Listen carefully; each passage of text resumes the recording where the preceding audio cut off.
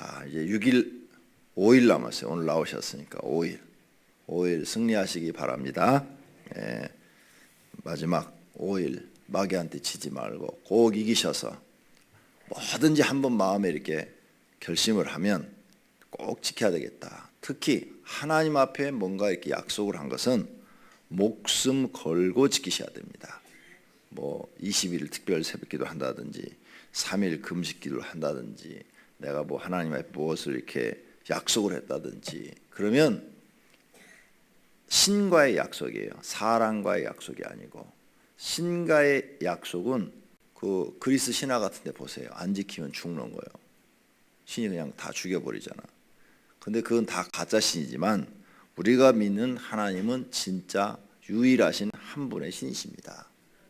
그러니까 그분과 약속을 내가 파기한다는 것은 하나님을 내가 가볍게 생각한다는 거예요. 그렇게 하나님이 온 우주의 왕이라는 것을 내가 잊어버리고 나와 똑같은 나만 또 못한 사람으로 여긴다는 거예요. 그러니까 하나님을 존귀하게 여기지 않고 위대하신 분으로 내가 받들지를 않는다는 거죠. 경애나 경배도 없다는 거예요.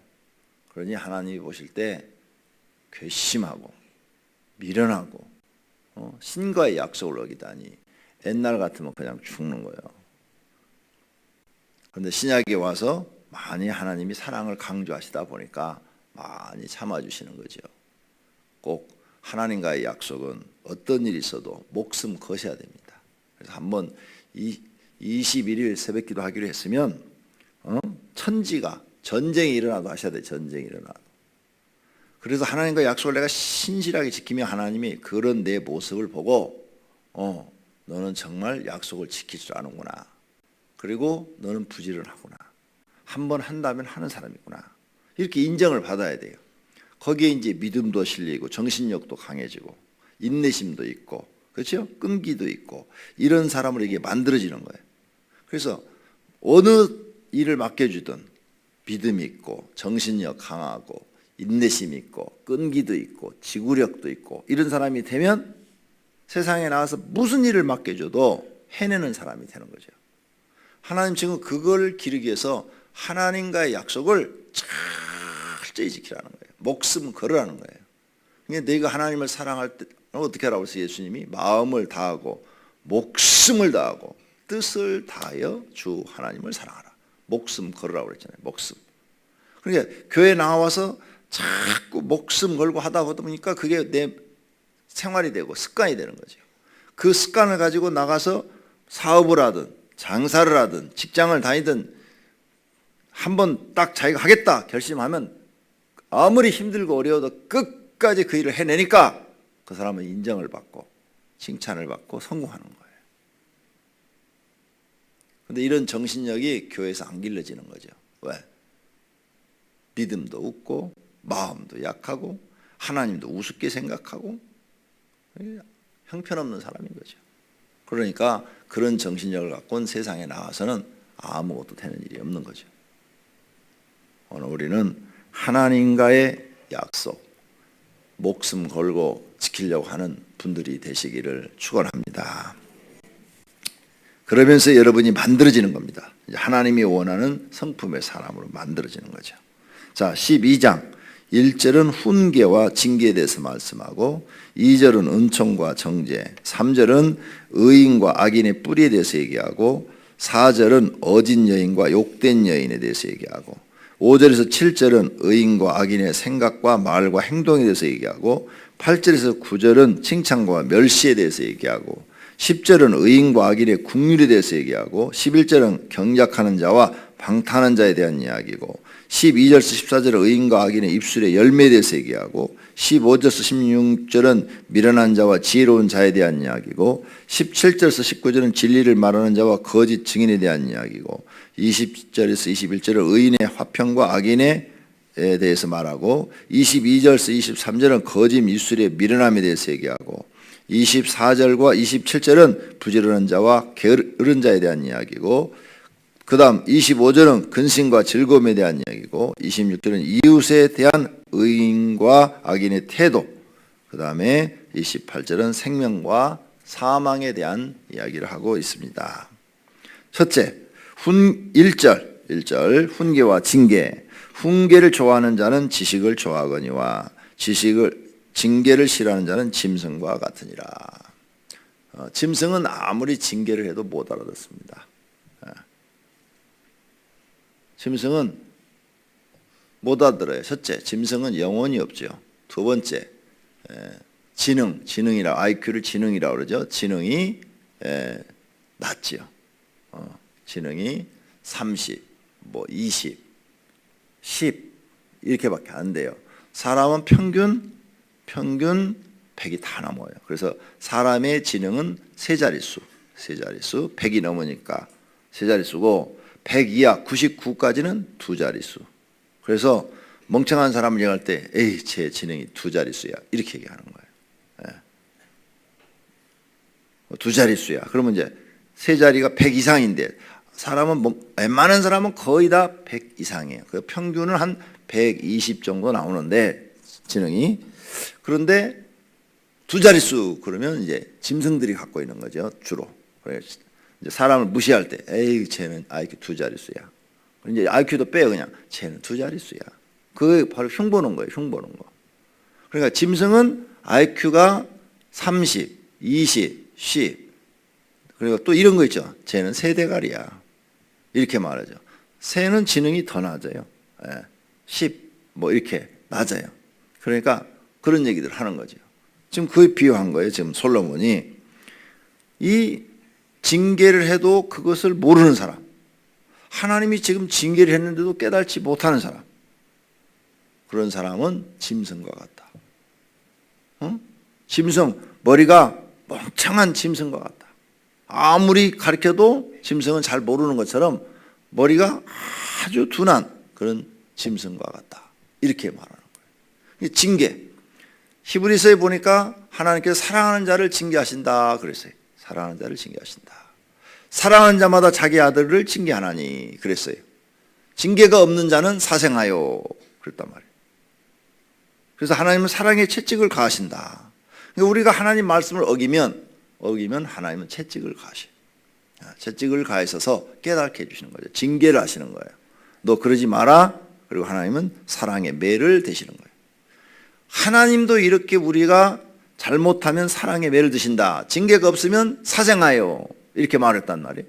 그런데 부모가 육신의 아들, 딸인 자기 자녀들을 잘못하는 것을 보고 징계를 하지 않는다면 그건 부모가 큰 문제가 있는 거예요. 부모가 잘못된 거죠.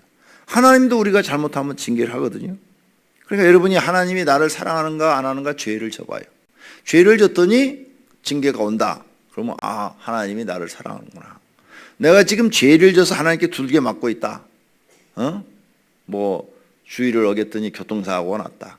주의를 어겼더니 다리가 부러졌다.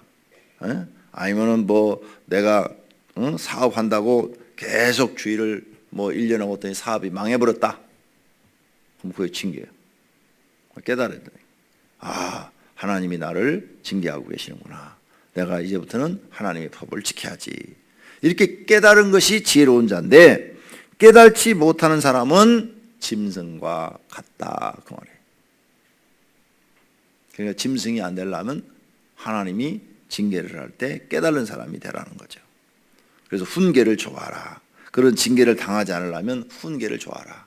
징계가 일어나기 전에 당신 그렇게 살면 안 돼요. 하나님 말씀대로 살아야 돼요. 기도해야 돼요. 이렇게 가르쳐 줬을 때 그 훈계를 듣고 그래 내가 정말 그렇게 해야 되는데 요즘 안 하고 있지.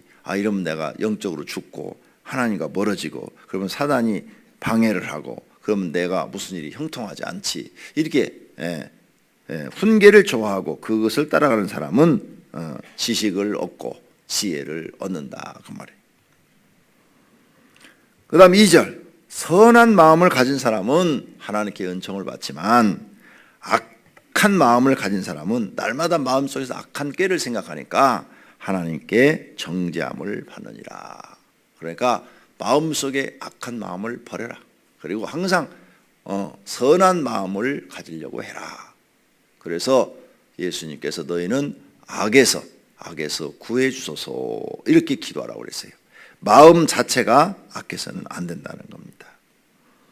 그 다음 4절 여인에 대해서 어진 여인은 지아비의 면류관이나 욕을 끼치는 여인은 지아비의 뼈가 썩은 같게 하느니라. 그러니까 여자가 행동을 어떻게 하느냐에 따라서 남편에게는 아주 면류관과 같은 그런 사람이 되기도 하고, 행동을이나 말을 잘못하면 오히려 남편에게 뼈가 썩은 것 같은 아내가 된다는 거예요.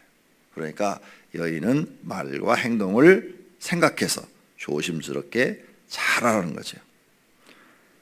그 다음 5절, 의인의 생각은 정직하여도 악인의 생각은 속임이라. 저 사람이 의인인지 악인인지, 우리는 나쁜 짓을 해야만 악인이라고 생각하는데 성경에서는 남을 속이는 사람을 악인이라고 그러고 정직한 사람을 의인이라 지금 말한다. 그러니까 절대 악인이 안 되려면 속이는 것부터 하지 말아야 된다는 거죠. 정직해야 된다는 말입니다. 자, 다음에 이제 말에 대해서인데 13절, 악인의 입술은 허물로 말미암아 그물에 걸려도 의인은 환난에서 벗어나느니라. 악인의 입술은 허물로 말미암아. 악인의 입술은 말을 많이 잘못해서 자기가 한 말에 자기가 올무에 걸린다 이거죠. 그러니까 악인들이 많은 말을 하다가 자기 말에 자기가 걸려서 어려움을 당한다는 거예요. 그러나 의인은 말을 예쁘게 아름답게 하기 때문에 어려운 일을 당해도 벗어날 수 있다는 겁니다. 6절 하나 빼놓고 지났어요. 6절 한번 보겠습니다. 악인의 말은 사람을 엿보아 피를 흘리자 하는 것이니, 악인은 말로 날마다 남을 이렇게 죽이는 역할을 한다 이거죠. 그런데 정직한 자의 입은, 의인이죠. 정직한 자가 앞에 의인이라고 그랬어요. 의인은 사람을 구원하느니라. 사람을 살리는 역할을 하는 거죠. 나는 사람을 죽이는 역할을 하느냐, 살리는 역할을 하느냐, 이걸 생각해 보는 말이죠. 14절 전부 말에 관한 이야기입니다. 사람은 입의 열매로 말미암아 복록에 족하며 그 손이 행하는 대로 자기가 받느니라. 이 말은 여러분이 정말 잊어버려서 안 될 말이에요. 여러분 입에서 나오는 말로 복을 받는다는 얘기예요. 복록이라는 것은 내 입의 열매, 내가 어떤 말을 하느냐에 따라서 그 입의 열매로 복을 받고 산다는 거죠. 항상 부정적이고 그리고 남에게 가시 같은 말을 하는 사람은 그 입의 열매로 말미암아 자기 생애도 그렇게 산다는 거예요. 항상 선한 말, 의로운 말, 좋은 말만 쓰는 사람은 그 사람 입의 열매로 그렇게 또 산다는 거예요. 예수님께서 너의 믿음대로 될지어다, 이 말씀을 자주 하셨죠. 그 말을 언제 썼어요? 정말 간절히 낫기를 원하는 사람, 주님 앞에 나와서 주님이 무시를 하고 주님이 멸시를 해도 주님한테 시험 드는 게 아니라 오히려 더 간절히 낫기를 원하는 수레보니게 여인과 같은 사람, 개 취급을 당해도 그냥 자기 딸 낳기 위해서 개도 주인의 상에서 떨어진 부스러기를 먹고 사나이다. 그러니까 예수님이 믿음이 크도다 그러면서 내 믿음대로 될지어다. 그러니까 자기 집에 있는 딸이 나서버렸다 그 말이에요. 그러니까 이 사람은 입의 열매가 뭐예요? 개 취급을 당해도 부정적인 말을 하지 않고 믿음의 말을 했단 말이에요. 믿음의 말. 그러니까 너의 믿음대로 나을지어다 이렇게 선포해 줬다. 그랬더니 자기 집에 오랫동안 병으로 앓던 딸이 치료가 됐다는 거죠. 그러니까 입에 나오는데 복록으로. 지금 여러분이 사시면서 가난해도 나는 하나님이 축복하실 거야. 나는 축복하실 거야. 언제나 나는 하나님이 복 주실 거야. 하나님이 복 주어서 하나님 복으로 살 거야. 나는 매일매일 하나님 주신 일용한 양식으로 먹고 살아. 내가 지금 사는 건 다 하나님이 주신 거야. 이렇게 말하는 사람은 그 말 열매대로, 입에서 나오는 그 말대로 그게 열매가 맺혀서 하나님이 주시는 것으로 먹고 살고 하나님이 주시는 복으로 산다는 거예요. 그런데 말이 맨날 부정적이야. 아유, 먹고 살만 하는데도 아유, 우리 집은 이게 뭐 먹고 사는 거야. 그냥 간신히 그냥 먹고 그냥 풀칠을 하는 거지. 이렇게 되면 나중에 정말 먹고 풀칠만 하는 사람이 된다 이게. 자기 입으로 자꾸 말을 그렇게 한 그대로 된다는 거예요. 네 입에서 나오는 말로 인하여 네 인생이 결정된다는 거예요. 중요한 말이에요. 이거 솔로몬이 깨닫고 쓴 거예요. 솔로몬이 가장 하나님을 경외 잘했고 지혜로운 사람이잖아요.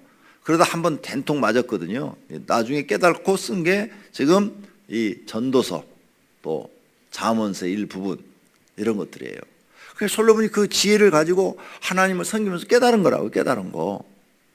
보니까 사람들이 다 자기 입에서 나오는 그 말의 씨앗의 열매를 먹고 사는 걸 봤어요. 그러니까 여러분이 앞으로는 말을 하나님께 복받을 말만 하세요. 지금 가난해도 하나님이 나를 반드시 축복하실 거야. 우리는 이 가난을 하나님이 면하게 해주실 거야. 면하게 해주시는 이는 하나님이라고 한나가 써놨잖아요. 하나님은 가난하게도 하시고 부하게도 하신다. 그러니까 하나님이 부하게 하셔야 부하는 거예요. 그러니까 나는 하나님이 나를 축복하실 거야. 하나님이 나를 잘 살게 하실 거야. 계속 이런 말을 아무리 어려워도 그 말을 하라 이거예요. 그러면 하나님이 너 입에서 나오는 그 말대로 하나님이 이루어주신다는 거예요. 믿으시기를 바랍니다. 그러니까 앞으로 말을 바꾸세요. 말을 좋은 말로 자꾸 좋은 말로 바뀌고 믿음의 말로 바꾸세요. 하나님이 가장 좋은 것은 믿음의 말이에요. 그러니까 내가 암병에 걸렸다. 그래도 나는 하나님이 틀림없이 치료하실 거야. 하나님이 틀림없이 치료하실 거야. 하나님이 틀림없이 치료하실 거야. 그거다 보니까 내가 생각나네. 우리 어머니 지금 이번에 계시잖아요. 이번에 진짜 돌아가신 줄 알았어요. 근데 우리 어머니 신앙이 뭔가 하면 당뇨가 있는데 당뇨약을 안 드셔요. 내가 약을 타다 주었는데도 다 쓰레기통 버려버리고 안 드셔요. 그래서 이번에 병원에 가서 딱 재니까 330 나왔고 저녁 때 재니까 낮에 쟀다가 저녁 때 재니까 390 나오더라고요. 당뇨는 200만 넘어가면 이제 세포가 망가지기 시작하는 거예요. 당이. 평균 100이 정상이거든요. 200 넘어가면 이제 혈관이 다 막혀요. 그래서 모세혈관에 피가 가지 않는 거예요. 그래서 이제 그런 피가 안 가니까 세포가 죽어가기 시작하고 망가지기 시작해요. 그런데 절대 약을 안 줬을 이유가 뭔가 하면 나는 하나님이 다 지켜주셔. 하나님이 나를 다 치료해 주셔. 나는 기도만 하면 돼. 그리고 벌써 당뇨약을 안 드신 지가 한 7, 8년 돼요. 근데 이제 이번에 이제 그 당뇨약을 안 드시니까 폐에 염증이 왔는데 이 염증이 낫질 않고 열을 발산하잖아요. 염증이 생겼으니까. 그래갖고 아마 40도가 넘어가면 인사불성이 되신 거예요.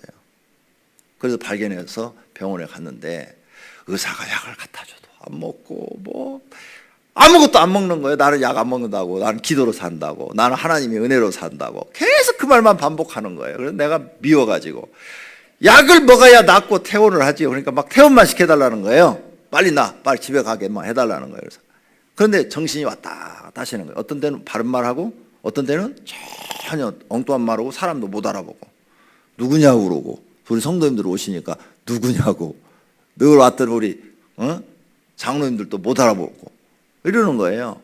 처음에 가니까 나도 못 알아보더라고요. 동생도 못 알아보고. 그게 이제 너무 이제 병이 커진 거죠. 그러다 폐에 염증까지 온 거죠. 노인들은 폐혈증으로 죽거든요. 거의 다. 죽을 때는 다 폐혈증으로 죽습니다. 거의가. 그래서 이제 정말 인사불성이 되셨고 그렇게 됐는데 계속 그 말만 하는 거예요. 나는 하나님의 은혜로 산다고. 나는 하나님의 은혜로 산다고. 그 의사가 날 부르더니 그러더라고요. 노인들은 저렇게 폐혈증이 한번 오면 조금 낫는 것 같다가 돌아가시는 경우가 있으니까 안심하지 마라고 그러더라고요. 의사가. 그랬는데 입으로 지금 시인을 뭐 했어요? 나는 하나님의 은혜로 산다고. 약 안 먹어도 산다고. 계속 그 말만 하는 거예요. 그냥 레코드판 틀어놓은 것처럼. 나 퇴원만 시켜달라고 막. 그래서 이제 막 이제 설득을 시켜서 아니면 강제로 막 그냥 그 옆에 있는 분하고 그냥 입에다 약 집어넣고 물 주고 막 뭐라고 막 하고 막 이런 식으로 해가지고 약을 썼어요. 근데 한 3일 전부터는 완전히 다 나았어요. 정상이 되셨어요. 제가 이 간증을 하는 것은 입으로 나는 하나님의 은혜로 산다고 나는 기도만 하면 산다고 지금까지 하나님의 은혜로 살았다고 그러더니 이제 다 나으셨어요. 입의 말대로 되더라 그 말이에요. 입의 말대로. 그러니까 그 지금 죽음이 왔다 갔다 하는 순간이거든요. 지금 의사가 말에 의하면은.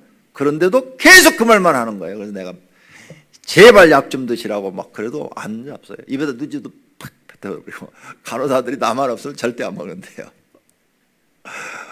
그러는데 어쨌든 하나님의 은혜로 낫더라 이거죠. 입에 복록으로 먹고 산다. 그래서 이번에 나는 잘못하면 돌아가실 것 같다 이 느낌을 받았거든요. 그랬는데 완전히 지금 회복되셨어요. 완전히 회복돼서 이제는 뭐 빨짱하셔요. 10년은 더 사실 것 같아요.